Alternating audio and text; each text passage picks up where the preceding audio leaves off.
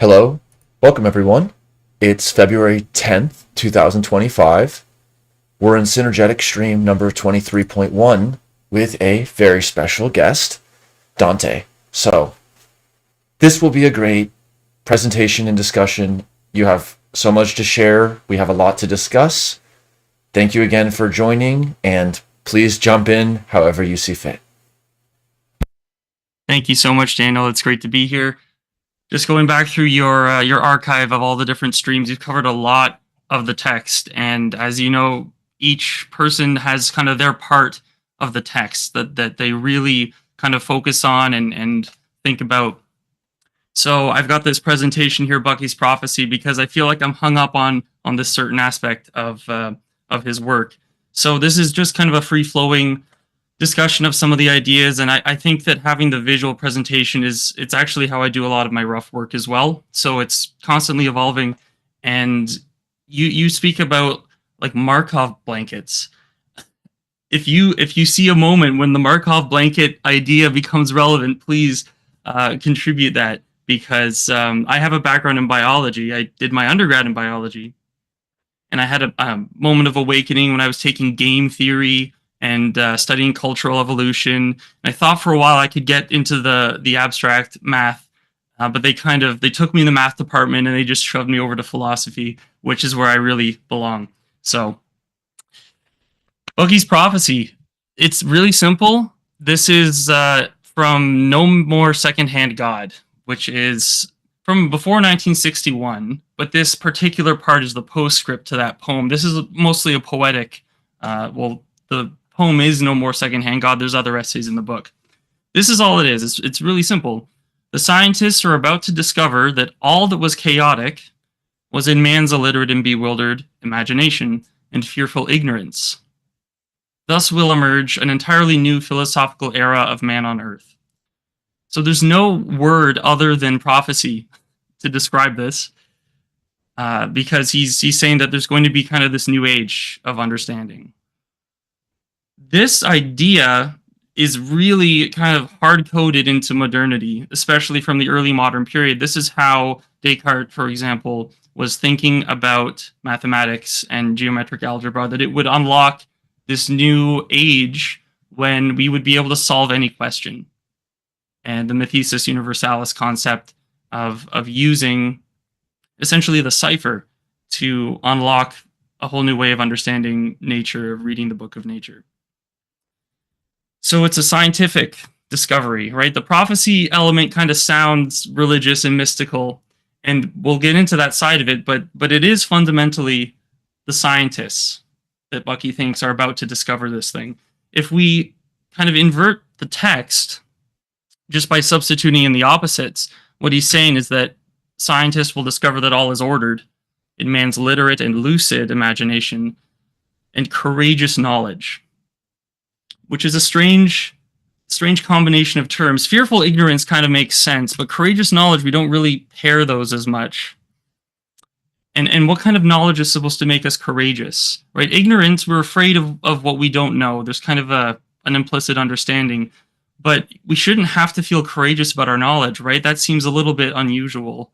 I don't know if that strikes you in any way in terms of that combination, but. Well, just right off the bat, there's the positive and the negative, and it's like when you flipped it, the lights came on, and it became a description of what is there and positive, rather than the repelling force of negativity. And I think let us continue to explore what is courageous knowledge and what has science and the scientific method over the last 550, 500 years, 5,000 years come to where we are in our understanding of literacy and order. Right, yeah. The chaos and the order are kind of the two, let's say, like architectonic terms, because he's saying that all chaos, right? The original quote, all that was chaotic. So it's not just chaos in the evolution of species or chaos in chemistry. It's all that was chaotic and all will be ordered. So there's an absolutism to this as well. That was also in the early modern change. That we're going to solve every problem, guys. There's nothing that's going to sort of evade our knowledge, and kind of figuring out the limitations that come with being a human being within that is kind of the story of modernity. But let's just hop right into the visualization here. We have man in the world, human being, an individual has the world in front of him. And in Synergetics, this is just the cosmic integrity, right? There's the macrocosm, the microcosm, and we have this kind of method that Bucky's going to call starting with universe. Does this seem problematic in any way? The way I framed this makes sense, right? Okay. Now, in the world, everyone is kind of in this situation. It doesn't matter who you are, you're always in this cosmic integrity. So we can imagine different people, the different colors, and they're using their method, and each person has their own integrity. I'm going to pick on the red guy here, because in his cosmic integrity, the world is in a kind of a state of chaos. And based on Bucky's prophecy, what this means is that the red man, he's ignorant of something, or he's afraid of something. He's bewildered in his life. And the reason why we need to kind of maybe invent someone who's in this state of affairs is to illustrate the change that the prophecy is meant to facilitate. So I'm going to kind of put a block of text here that comes from Synergetics, the cosmic hierarchy section. What is this cosmic integrity? What is the state of it? Because we don't want to say this guy's not in cosmic integrity. It's still there. But he probably doesn't like to be there. He probably doesn't like to start with universe, because it puts him in a state of fear. So the cosmic integrity is orderly interaccommodation of all the principles constituting a design. So there's this design component.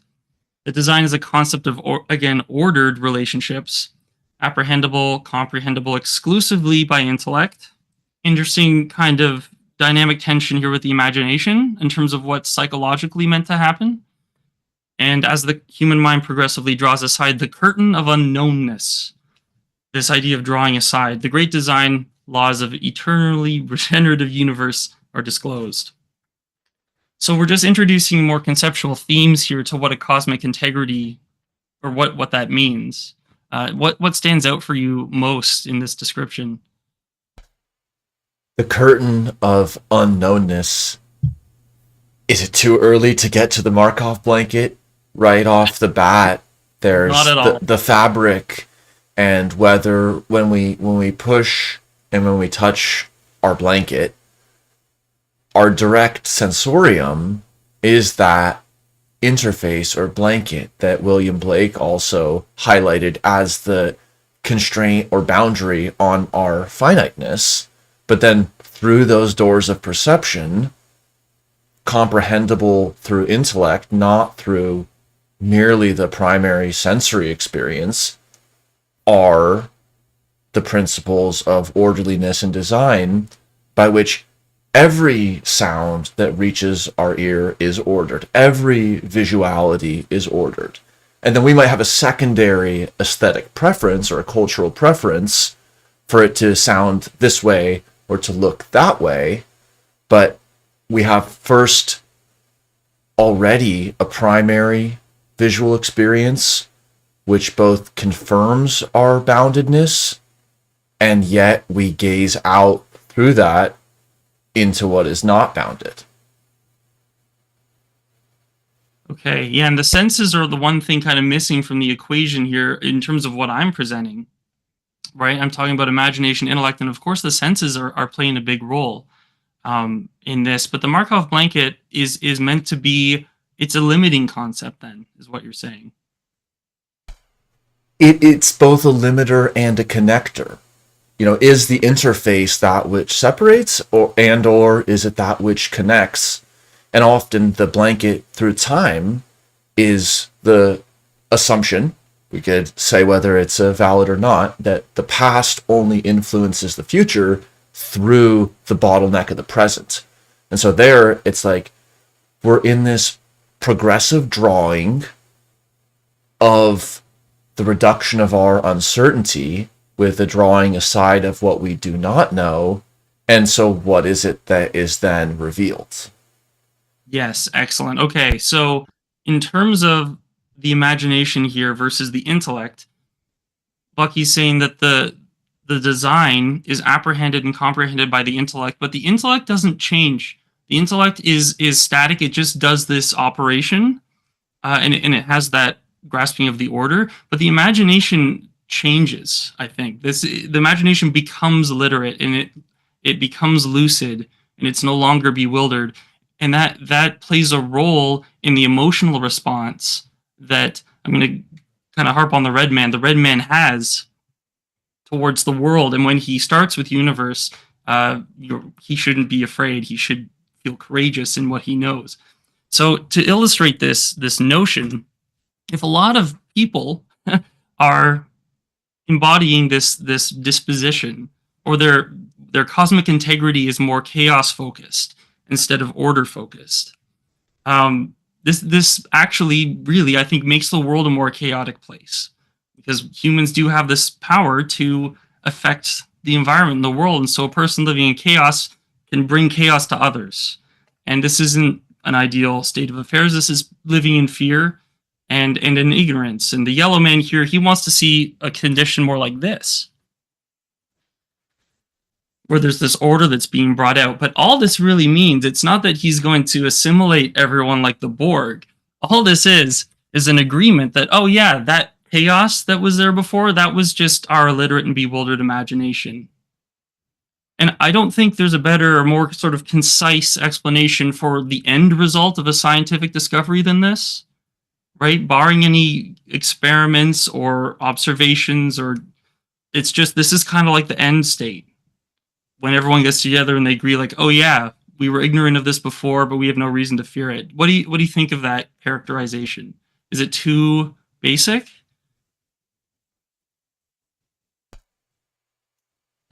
Certainly, it is basic and radical. Okay, because Let it's it, too focused on the consensus.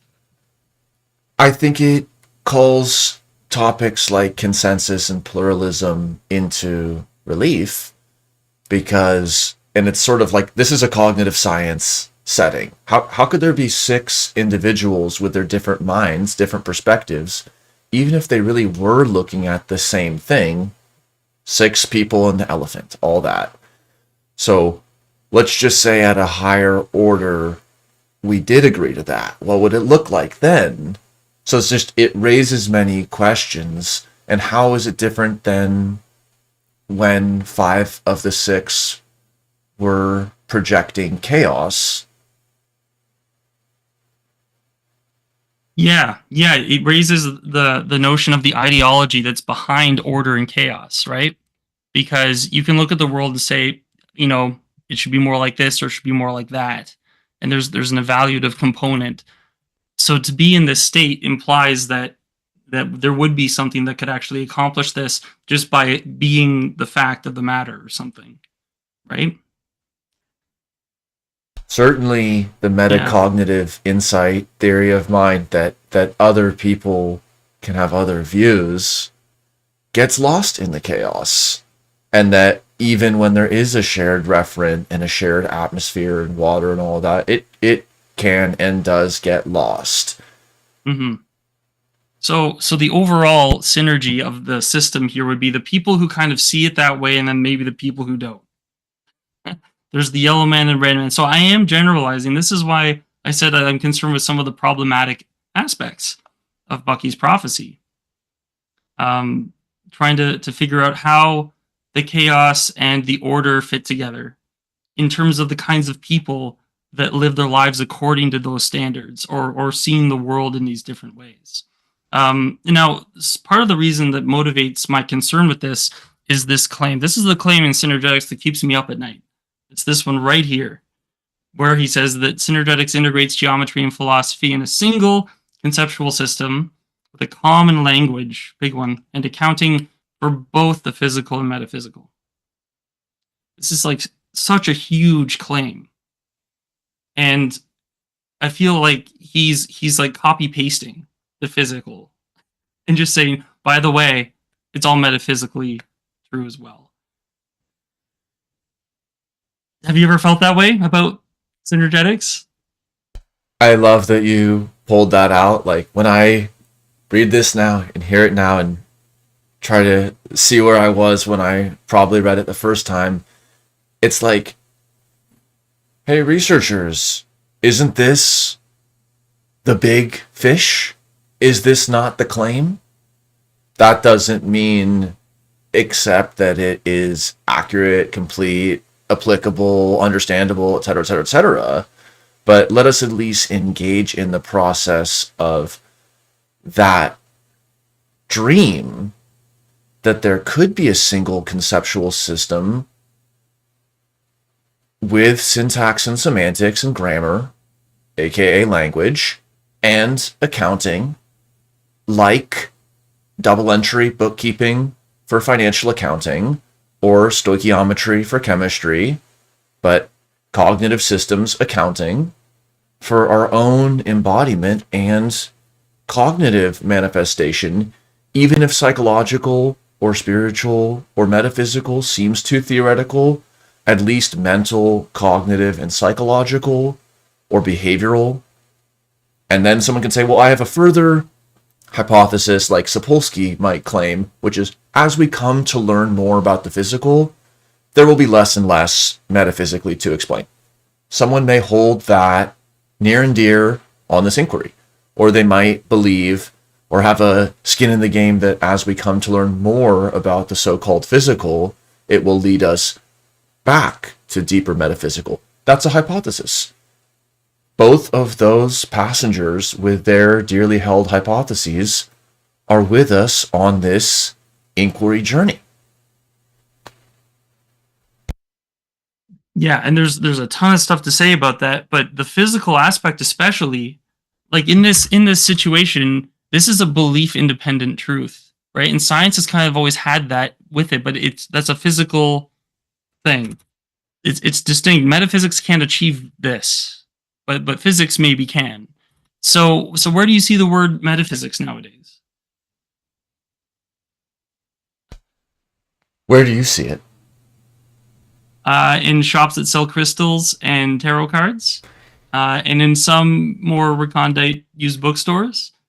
Um, but like that's basically it. You don't. It's not a common word, but it's a really heavily historicized word. Um, Absolutely. With an academic philosophy branch, like metaphysics, oh, nothing spooky here, just epistemology and ontology. And then on the other hand, a sort of refuge of the esoteric.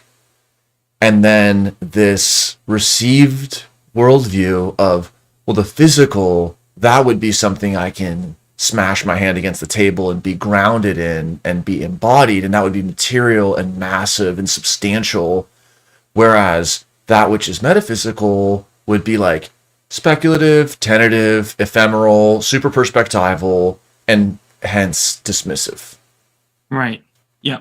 Yeah. So I think the only way to really today, this is if we eliminate the historical components that go into the term. If we just consider it as people might see it today, this is the only workable definition I can come up with. It's just the stories that one can tell about the patterns one has seen. Because stories they're truth independent to some extent, but they can still tell us about the world, right? Like lots of great works of fiction tell us about the world in meaningful ways. So, and Bucky's full of stories, right? Bucky tells a lot of stories. Now, people believe stories or don't believe stories, right? So it's not that there's stories like, oh, this is all just fictional and you don't have to take it seriously. But there's a level of imagination involved, right? In metaphysics, is kind of what I'm trying to say. So the stories that kind of come out here, what I'm picturing this as, I want to tell a story, but I want to do it by examining the components or the elements of the story, right? So if we go and look at the synergy, this is kind of the situation I feel is like the setting of the story, trying to find the synergy between people and to connect between people. And the yellow man, the yellow people, are more order focused in this, and the red people are more chaotic focused. And they're kind of like William James is, to introduce some history, like tough minded, tender minded, if you've heard that distinction. So like the yellow is kind of like a rationalist, the red's kind of like an empiricist. And so these are the stories that that get told, kind of following the cosmic hierarchy from Synergetics. So nature in Synergetics is just the totality of all that's known, the universe or universe, and all that's unknown. And Bucky also calls it the integral. I was wondering if you had some insight on this. How is it the integral of the integrities? Great question. I'll read a comment from our dear colleague Stroopy, and then let us return to the integrals. Excellent, okay. Among many other interesting live chats already, Stroopy wrote, I find synergetics to also be a philosophical geometry integrating physical and metaphysical, teaching us that the two are mutually arising complements of the whole. As always, very wise.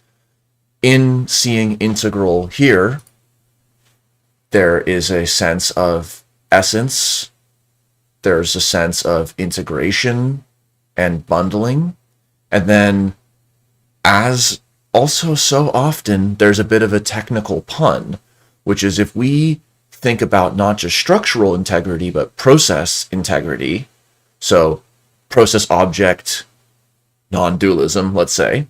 So if integrities, the integrity of the butterfly caterpillar process is a energetic vector, then the integral is like that which is integrated if that is the derivative. So it's sort of like integral as anti-derivative, taking something that is a rate and turning it into an amount.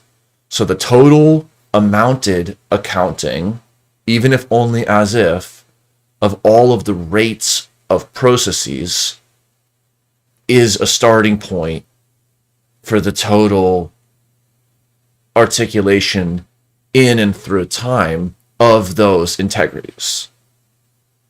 Okay, so I think the process integration is a good way to maybe frame this, because I think there's like an issue, or maybe I'm really concerned with the issue of the ways in which nature is integrated by each person. That might become clear as I describe these elements of the story, because within nature we have the method of starting with universe.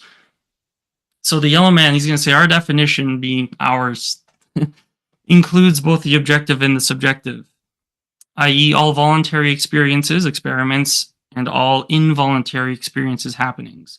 There's a lot of ways you could tell this story in Synergetics. I hone in on this one because the happenings that are involuntary, I think that's what's scary. I think that's the source of fearful ignorance for a lot of people, is that things happen to them and things happen in the world and they don't understand why they're happening, and they don't see an explanation or a cause or a reason for what's happening, for suffering, and this makes them afraid, and their imagination is put into a state of bewilderment, and they say the world is a chaotic place. So already in this definition in Synergetics, I think it's Bucky's taking that into account, and he's saying no, there's a way to order happenings. So there's a way to infer the argument on the bottom. Happenings contradict probability. That's why they're happenings. Probability is not a reliable anticipatory tool. So you can infer that happenings are a reliable anticipatory tool because they contradict probability. And a lot of arguments in synergetics are like this. You have to kind of read between the lines a little bit to see how it works. Is this making sense? What do you think? It's an almost complete statement of active inference in the lineage of American empirical operational pragmatism. Yeah, okay. So I mean, this is a story, right? We're not going to go out and show this to anyone without just kind of explaining it, right? Like I don't think it can be said to be more than a story, but it's a story that the yellow man believes in. right? And the red man's kind of listening. He's like, okay, the vector equilibrium is the minimum operational model of happenings. Okay. Go back one slide. Let me Yeah, sure. bring one caveat here. Probability is not a reliable anticipatory tool. Yeah. Okay, pre-algorithmic Bucky. That sounds like a little bit too strong of a claim when it's opposite. Probability is a reliable or is the only or describes the only reliable anticipatory tool is much more commonly held today, where we have everything from weather forecasting, but as Bucky did too. So I think that'll be attention to go into, which is what's the relationship between probability distributions in their continuous hypothetical and happenings in their discrete actual, and what would lead Bucky to say that probability is not a reliable anticipatory tool, and what would be substituted in the place of probability distributions that run anticipatory systems everywhere today. Yeah, and even the concept of being a tool, anticipatory tool here is like, okay, what's he really trying to get at? The happenings term, it's going to come back later on, and I've kind of focused on it because of the contrast with the experimental being the scientific, because the red man's fine with this. This is totally fine that in nature there's stuff that's known and there's stuff that's unknown. That's no problem. That's the start of the story for like everybody right now. But as soon as we get into this, now this is the Yellow Man story, and it's Bucky's story in a way, right? In Synergetics. So I'm really focusing on this element of the story, which is this happenings concept. And that's just an example of how you can infer from what he's saying a certain proposition. And it's like, yeah, maybe it's true, maybe it's not. What does he mean? But he does say that the vector equilibrium is the model for the happenings. And the red man at this point, he's like, okay, well, that's pretty systematic, right? It's like interesting use of math. You might not have a problem with that. It's the next step.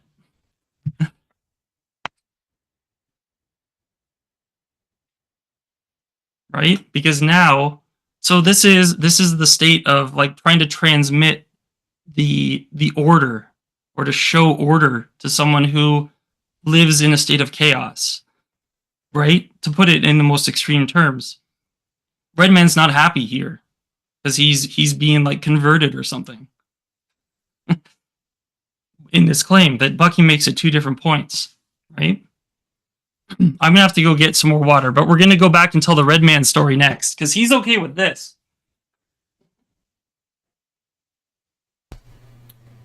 This hydration break has been brought to you by H2O. Sorry, what was that? Oh, just giving a plug for water, the sponsor of our hydration break. Hydro homies.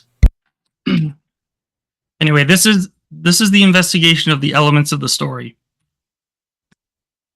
Right? And rightly, the red man's not happy with this.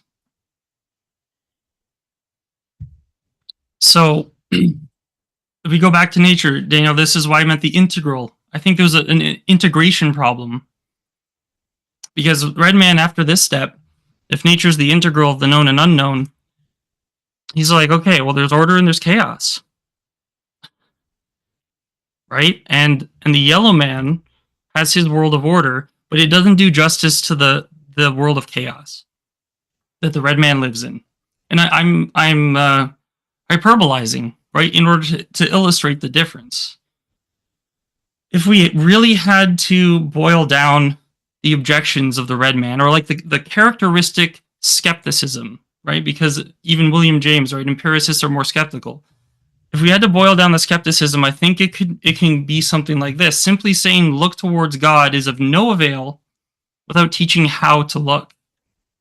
And that objection is almost 2,000 years old, and there's no answer. Bucky doesn't have an answer. It can't be answered.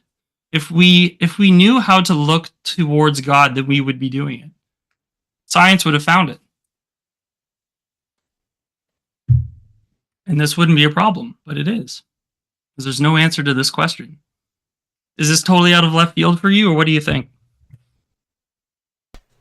Yeah, a lot to say. I think even if these strata are considered differently by each in their own time and place and everything, it is quite a fascinating question which expressions in synergetics are isolatable and technical, which of them are poetical, cultural, and vibe gestalt esque, and where is Bucky treading gingerly or like a bull in a fragile shop with the territory of academia, church, state, all the above.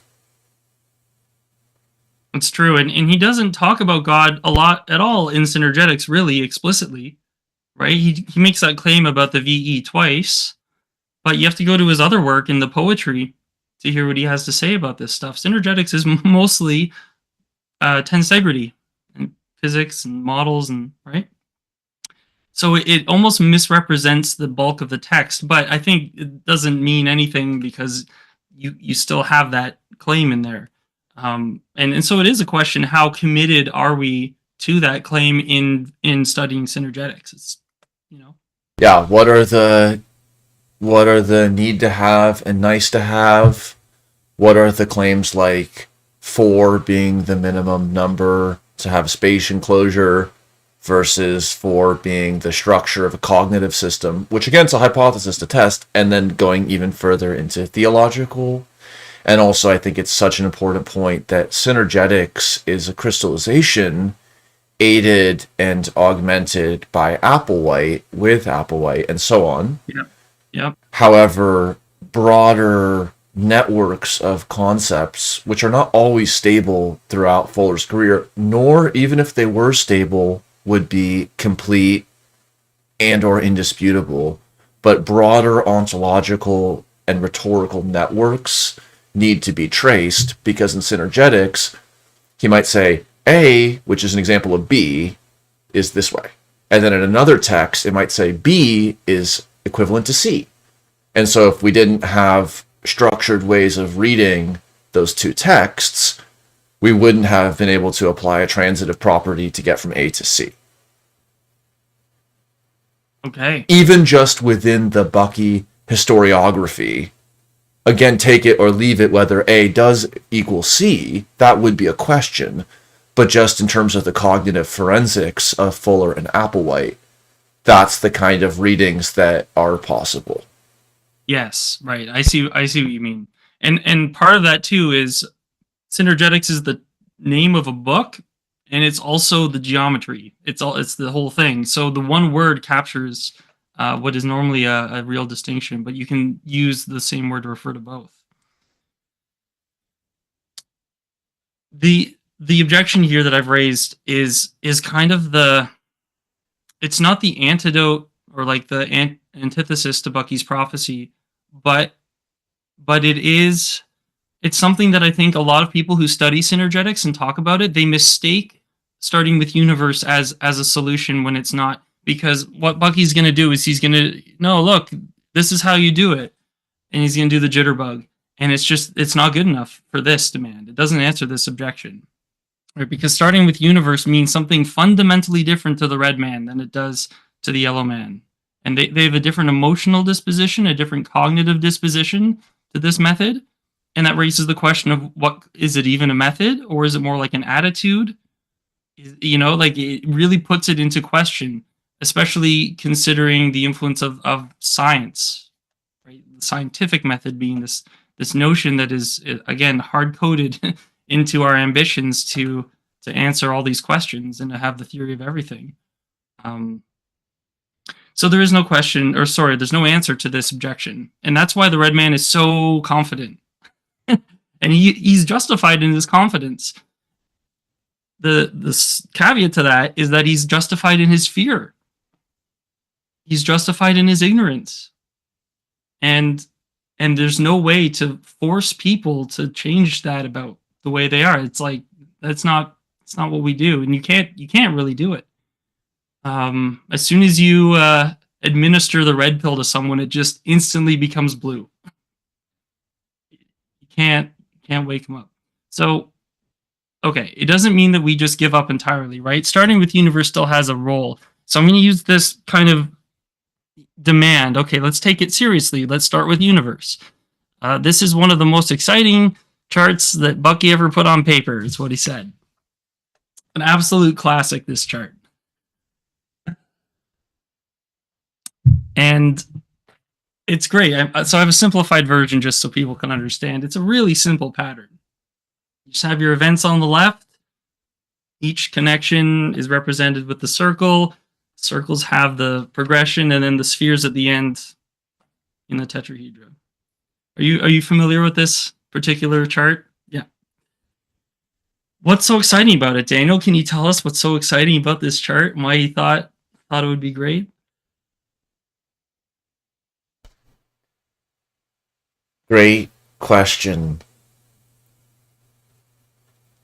It demonstrates that as events topologically are added into consideration, their relationality expands according to a definite quantized fashion, purely topologically, without considering the location of the objects.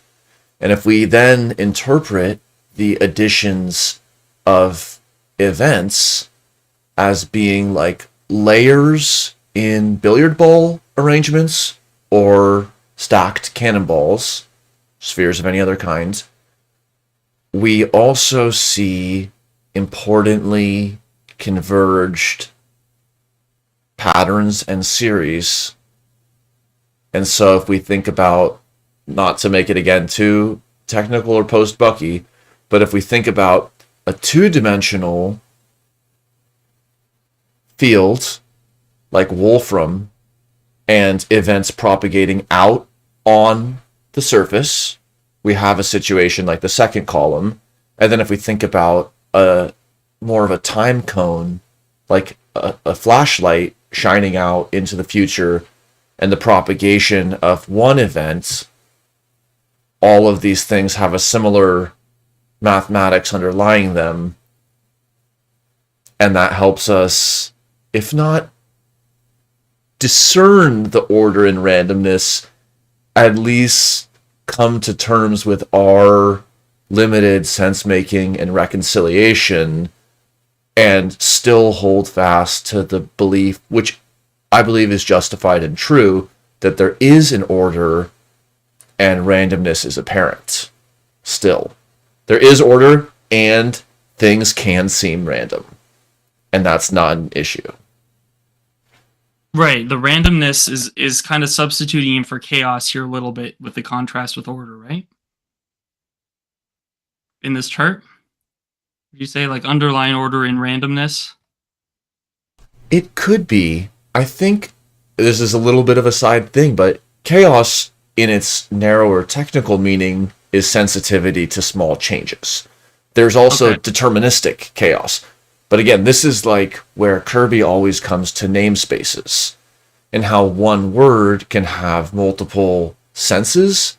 And part of the disambiguation is understanding really what is meant by randomness here, especially as already appearing in this presentation.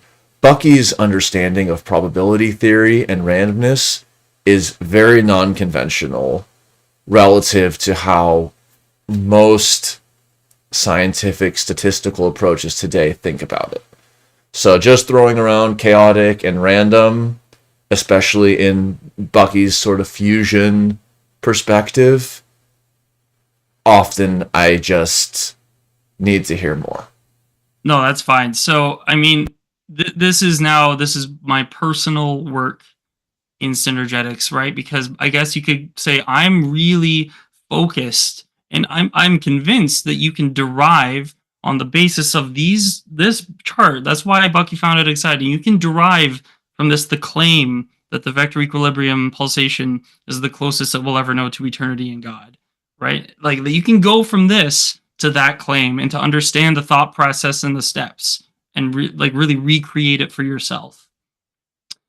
And part of the reason I'm convinced of that is that Bucky's claim about the VE has been made historically in the early modern period. So we have a historical record of this claim being made under totally different circumstances. And so cross-analysis of the different conceptual schemes that are being used, you can infer like how Bucky and Robert Flood were using numbers to find the order and randomness and make it into this kind of systematic way of thinking. And that's why I'm excited by this chart, is because there's really similar charts in Flood's work. So that's my own personal thing, right? And so to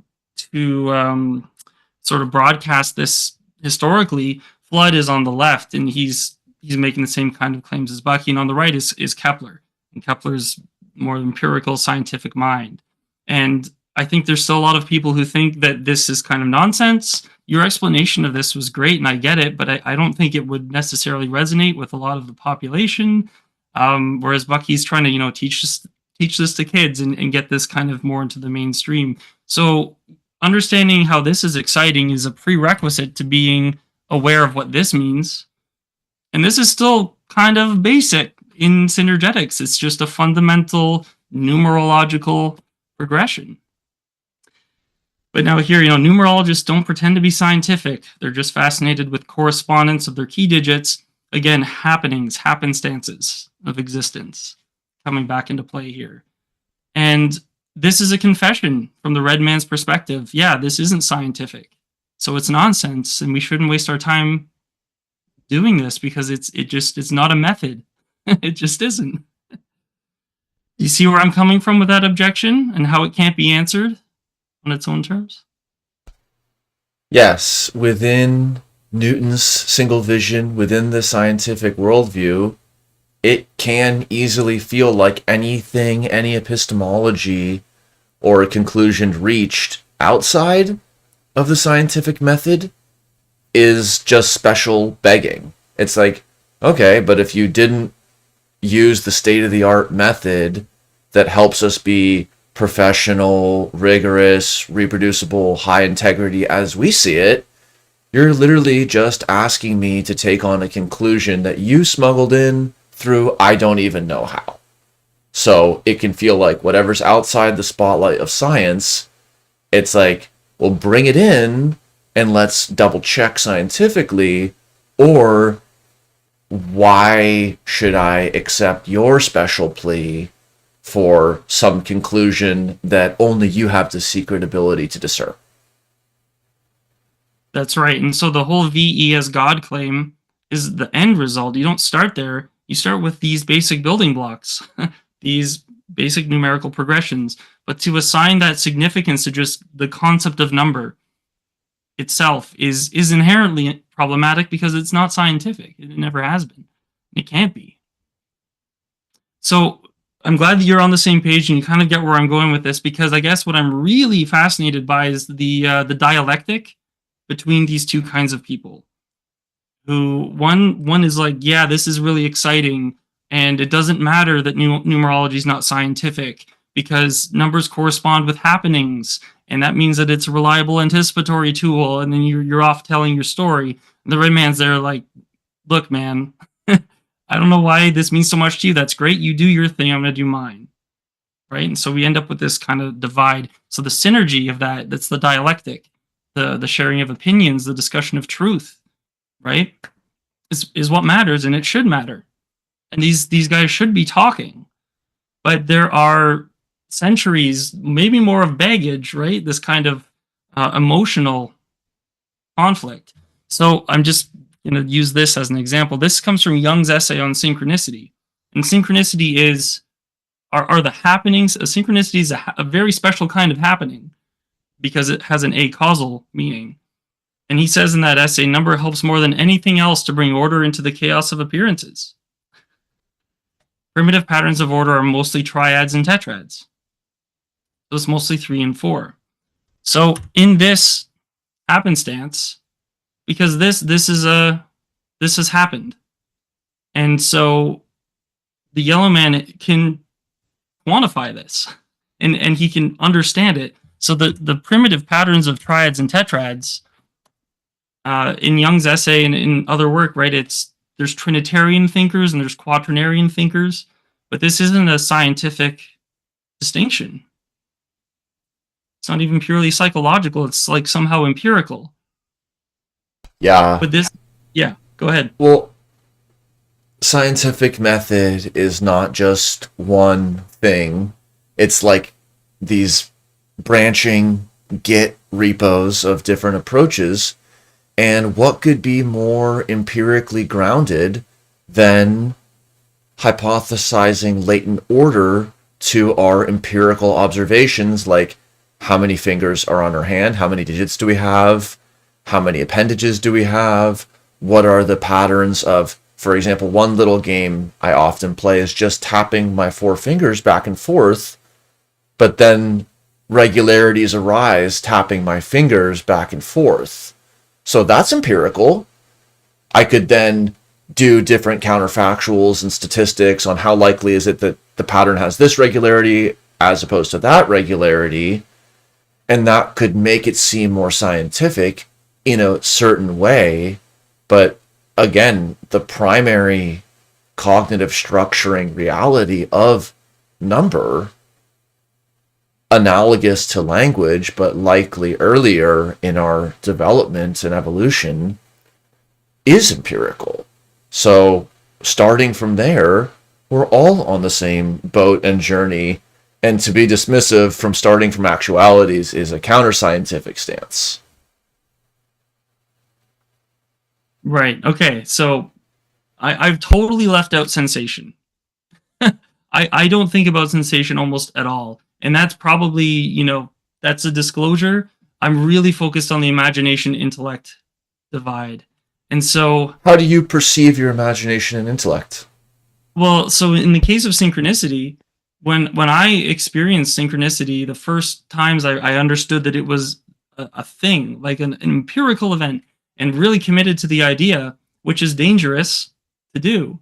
My imagination was not bewildered. It became lucid, and I've cultivated its literacy concerning this happening, this particular category of happenings. And Synergetics was a huge part of making that possible. But to try and explain synchronicities to people and say, yeah, did you know that coincidence is just like a way to excuse information? It's to make the macro, micro relevancies, right? You're just putting them out. They'll say that's dangerous. And so this is kind of my own lived experience in taking synchronicity really seriously and finding in Synergetics a way to make it at least to enter into the dialectic with people who don't understand, because I've been trying to explain this concept to people. Yeah, well, in the navigation of relevance realization, we might imagine there's some 0 point of perfect relevance realization, whatever that may be, or if it even exists. But barring that null point, either we're going to put too little or too much relevance on a given happening, or analogously ascertain too much agency for ourselves or too little agency in happenings. And so maybe even just in navigating and weaving and trying to stay adaptive, we sample from meaningful things that we have false negatives on, like, but those are the ones that don't come to mind. But the ones that on the other side of the distribution, of course, can be dismissed as saying, well, it's too much relevance that in that one flash, the bird and the top of the building and this and that were all in this one configuration just so. And that becomes its own cognitive empirical. So that actually smuggles or enters it in to the empiricism of cognitive science. It's like, hey, you can say it's like wacky or whatever or a waste of my time, but empirically, I did feel this way at this time. And so that sentiment re-enters the empirical when it's experienced. And someone could say, well, I wouldn't have interpreted the triple digits on the license plate that way. It's like, go off then, my guy. You don't have to. That's right. That's right. And there's the two attitudes towards it. And it's fine to let one go and be doing its thing, and then the other's like, no, really, there's meaning here. And so we've always been in this state. This is like totally nothing new. It's part of what it means to be an individual living in a society. So this graph, uh, you probably know people in both categories, and the thing is that we share the same values in the sense that we're on the same continuum. And it's not that the yellow man doesn't value humility or law or caution, or that the red man doesn't value pride, freedom, or courage, but the yellow man's values fall more to that side, and the red man's fall a little bit more to the other side. Uh, the judgments. This is what happens when it's like it can't be reconciled. That the red man's going to think the yellow man's selfish, delusional, and dangerous in entertaining numerology, for example, as a legitimate means to knowledge. Um, and the yellow man's going to see the red man as oppressive, hypocritical, and cowardly. This is partially informed by my own experience with friends, but also just from the literature that I've read on this stuff. Does this speak to you in any way? Of course, understanding your dialectical framing as the opening of the gap that we navigate through, how do you reconcile the cowardly inclination on the left with courageous knowledge? So the words on the left are the judgments made by that person towards the other person.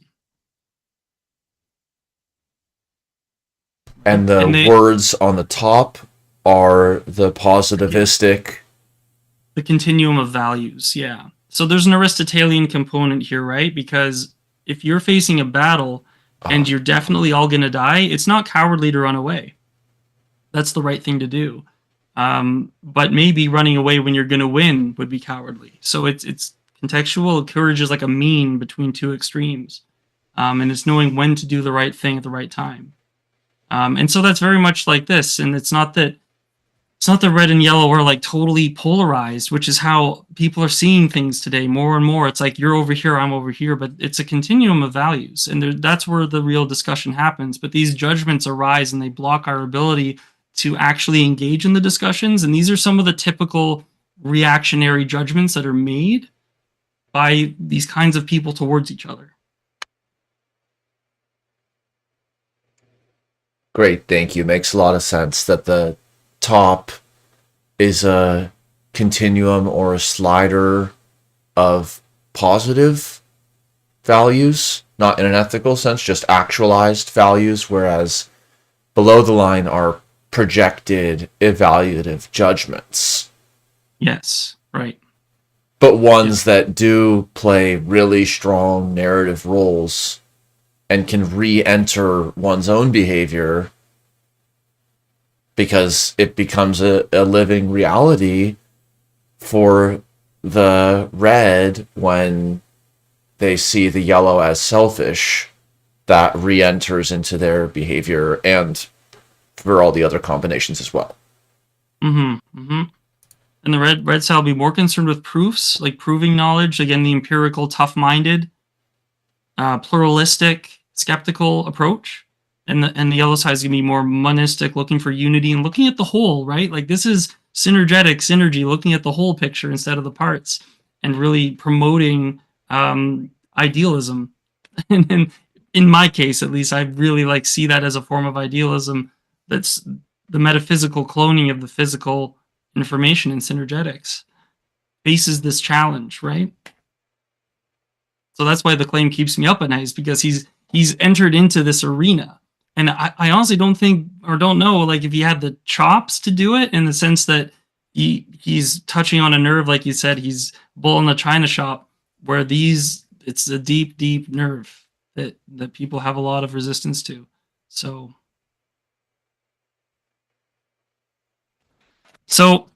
okay, as a self-professed yellow man in this situation, what do I think can be done to encourage the views that the stories that I believe in Synergetics, and that is to tell stories about other people who were courageous in their knowledge. And that notion of being courageous over the fear that is caused by ignorance kind of plays out.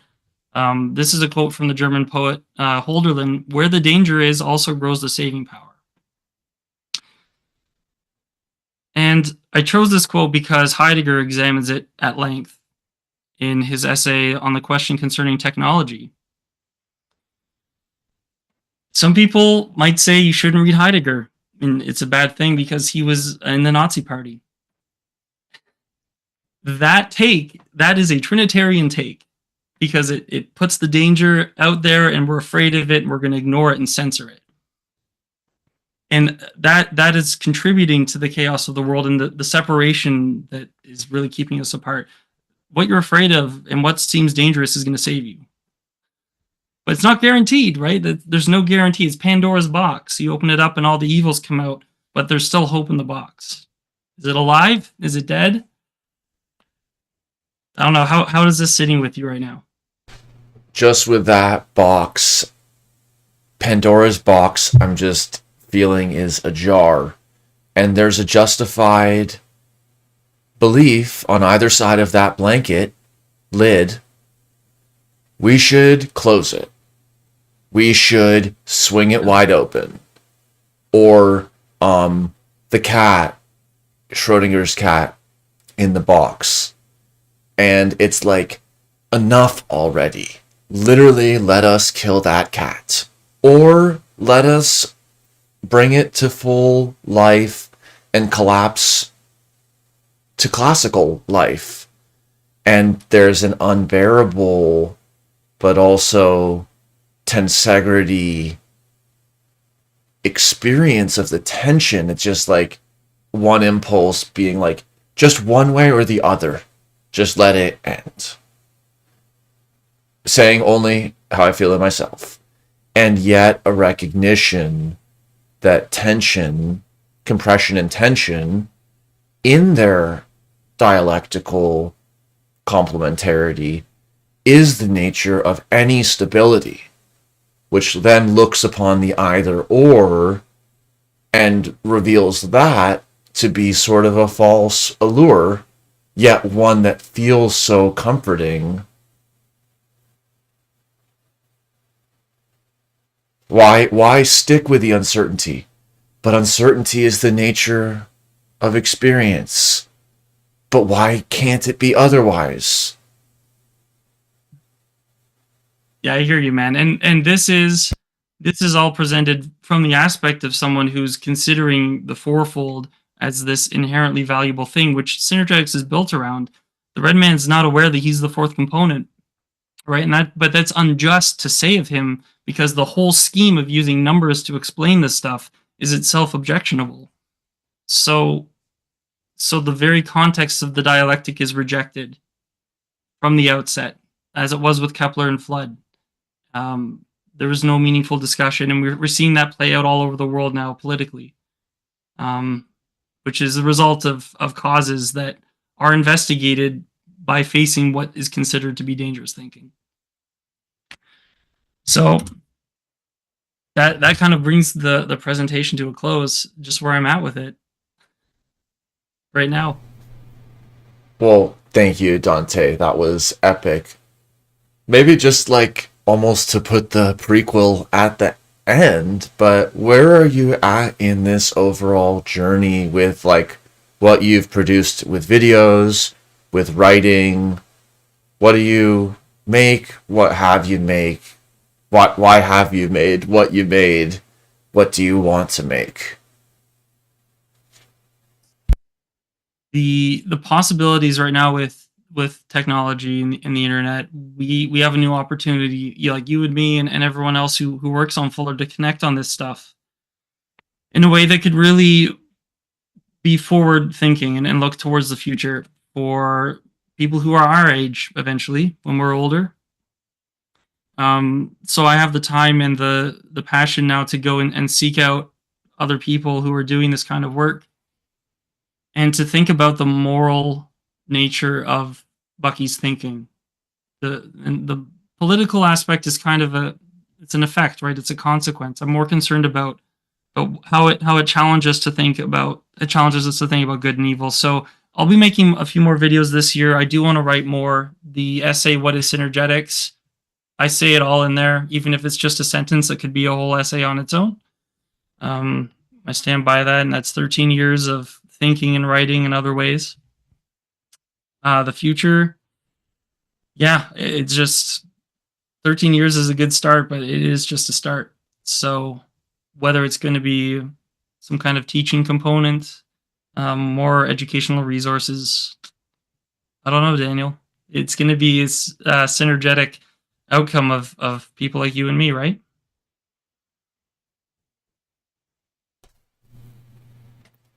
Indeed. And before we began, we brought up the School of Tomorrow and learning. There's just so much to learn and to do, and where that is fitting in this sort of cognitive industrialization and commoditization. I think about Bucky pointing to his own life and looking at the mass production of the automobile and the advent of like international air flight. And he always talked about how he went around the world this many times and all of that with the physical travel. And it's like that trend, at some point, it either plateaus or declines, maybe until the next discontinuity with space travel or something like that. But it's like that was that S curve with the energy of chemistry and the Industrial Revolution leading to this moment where there was a criticality of weaponry and livingry. Bucky painted an inspiring vision.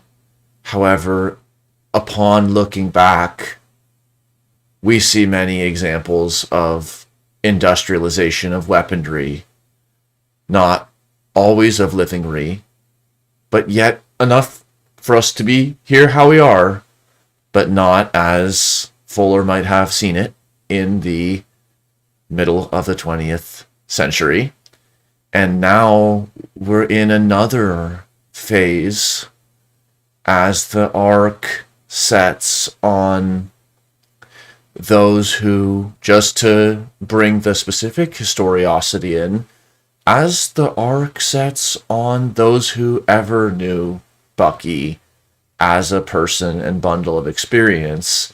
So, like, we're out here being, what, in our 30s?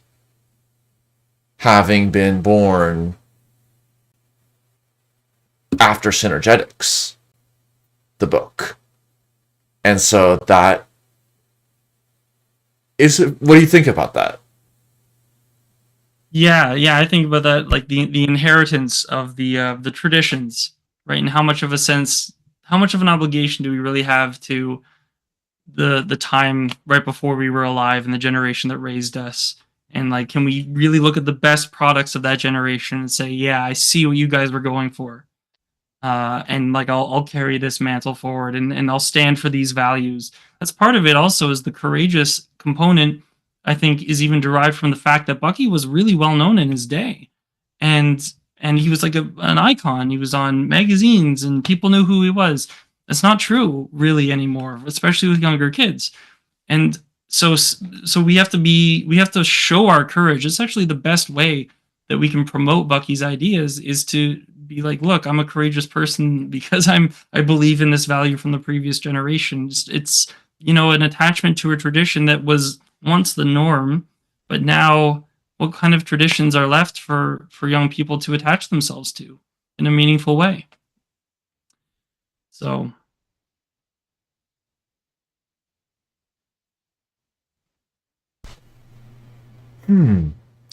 So, what is your learning path?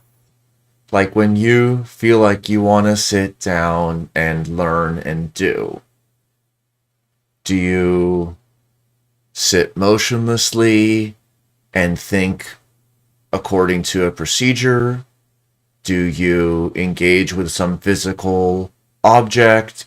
Do you use a computer, paper? Like, what? Just, I'm curious about your Synergetics diet. That's a really good question. Should I stop sharing the screen here? From here, I guess.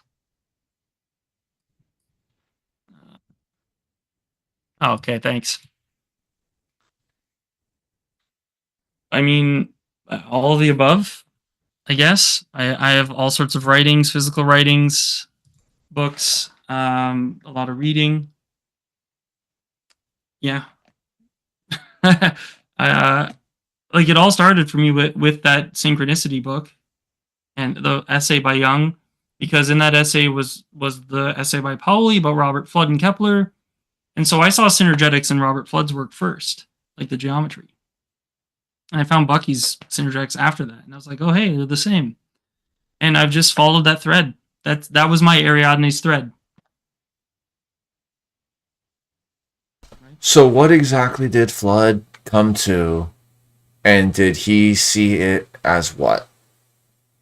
He's like, none of my ideas are new. All I'm doing is summarizing all the ancient wisdom I can possibly digest and putting it into pictures. Early category theory. Yeah, and like graphic visual linguistics, right? Like, because it's all about the pictures. So his works haven't been translated to English, but it doesn't even matter because the models have symbols in them that communicate. The whole grammar of his system is given in that. And I've translated bits and parts here, and there's some stuff that he wrote in English, and it's all like ancient authority this, and it's written here that. And so there's some really deep work to be done to figure out all those correspondences. I've done a little bit working on Western esotericism, the history of rejected knowledge. So synergetics was rejected knowledge for a long time, and that gives so much more context to what Bucky's done, because he's not presenting it as ancient wisdom at all. But yet it still has that character in it, and it is part of who we are as a species. There isn't inbred resistance to the assumptions, the presuppositions of knowing this, right? Gnosis is the word for knowledge, but it's knowledge as in like an acquaintance. Like I know that you live in California, but if I were to really know you, to be acquainted with you, it's like gnosis is being acquainted with God. And when that was being used as like a teaching, and people were saying, hey, you need to become acquainted with God, that's like, it was heresy. It was cast out, and it always has been. So there's a strong element of that in Bucky, but he's not a cosmic, because the Gnostics really rejected the cosmos. They devalued it.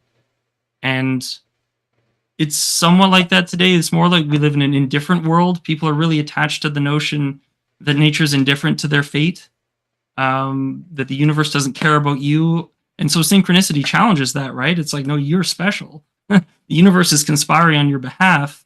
And this is like the pronoia of the Stoics. And that's also in Bucky, right? We have a cosmic, there's a design to our function, the human function in universe. And I think just breaking through the synchronicity category of happenings, that to me, that's the path forward for hopefully more than just me. But it was for me. Stroopy in the chat raises. And then there's all the very concrete and demonstrable criticism of the conventionally held beliefs with regards to the abstractions of 3D reality and such that should matter to everyone. This is sometimes where even tracing my own infinity loops and back and forth and tapping in fingers, it's like science leads to meta-science. And whether we see that in a socially extended way, like understanding our own selves as investigators in an extended niche that includes our notebooks and computer networks and our colleagues, or whether we go, instead of the lateral meta science, into like the vertical meta science, let's say, or the in and out meta science, which is like, but what would the enabling situation had to have been something like in order to engage in this experience or investigation? And that, by the organizational structure of academia and whatnot, has been cleaved off from the fullness of curiosity. And so it's like, but why is the org chart of the university cutting us open and letting us bleed dry when that's an org chart and a fractal guild structure that isn't where it's at? Yeah, yeah. And I mean, I chalk it up to the deep resistance, right? And the deep skepticism. It's like a crisis of trust. I see it as like people don't know how to employ skepticism properly and to their benefit. And it's really starting to harm us. We could do a whole discussion about the first line of Synergetics, dare to be naive. Is like, no, you can't make someone be like that.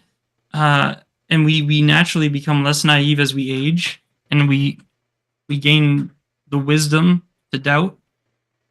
But if we're talking about metaphysics as stories, it's much easier to tell a story to children.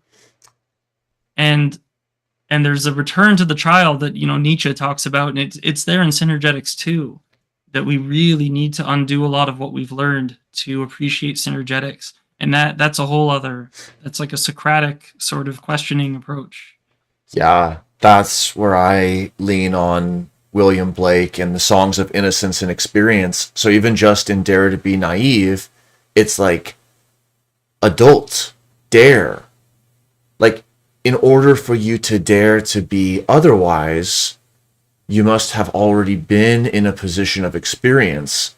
And so even from a third party perspective, we might see individual redwood trees or children grow from innocence to experience. In our own experience reading Synergetics, or appearing already in the stream of the moment, whatever the moment is, we move from experience into innocence through removal, and then find experience again. So Dare to Be Naive, it's like the Mitch Hedberg, like, the commercial told me to forget everything I knew about air fryers, so I did, and the commercial made no sense.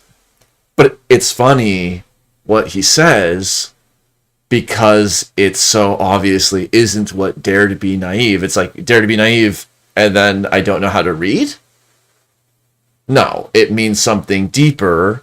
And then you can say again, I don't care, or I don't want to know. But that's not playing on the baseball field that Fuller is when he exhorts us that way. That's right. And so you're less likely to get anything meaningful out of Synergetics if you don't already have that yearning, that curiosity, right? Which is kind of a stance of imagination. It's imagination's seeking, and it's constructing, and it's using what it's given to figure out how to be and how to operate, in a sense. So then the intellect can comprehend the order that is given by the imagination produced. But I think this has been excellent, Dante. As we discussed earlier, we both hope that this is just like an early chapter in a really exciting tapestry. So, as we look forward, what are you excited about, or driven towards, or what would be some exciting ways to unfold as we continue? yeah, we'll do this again. We'll maybe come up with more I don't know, diversified. This I know this was about my work, and I appreciate it. And like just speaking to you about it's given me a lot more to consider. So going forward, Daniel, I mean, collaborating, getting more people involved, and you know, sticking to what we know, and feeling proud of what we know. I mean, that's a big one. To be proud of what you know in a healthy way, right? Because we're doing it. We're living this story. So yeah, man, it's big stuff. You've made a big splash on this 23rd of Synergetic streams, and I really look forward to the continuation. So thank you to Stroopy and Andreas and others watching, and Hey, leave Stroopy.